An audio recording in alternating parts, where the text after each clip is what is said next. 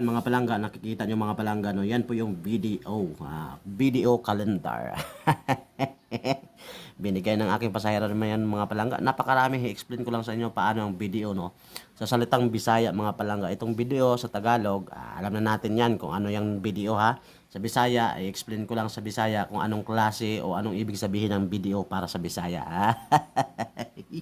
Pala ngayong oras mga palangga, ha. Kita nyo naman, naka-uniform na ako mga palangga, oh. So, ready na ako. Nag-aantay na ako ng pasahero. Alas 10 na ng umaga dahil sa maulan kayo ng umaga. I-explain ko lang sa inyo anong ibig sabihin. Ang video mga palangga, ito na. Sa letter B muna tayo mga palangga. Medyo makulit lang ang aking anak. Dikit natin ng konti para klarong-klaro. Ayan. Yun mga palangga, sa literang B, ibig sabihin ng mga palangga, bayad. Sa literang D, laki ang letter D mga palangga. Sa letter B, bayad. Sa letter D, diretso. Diretso, ha.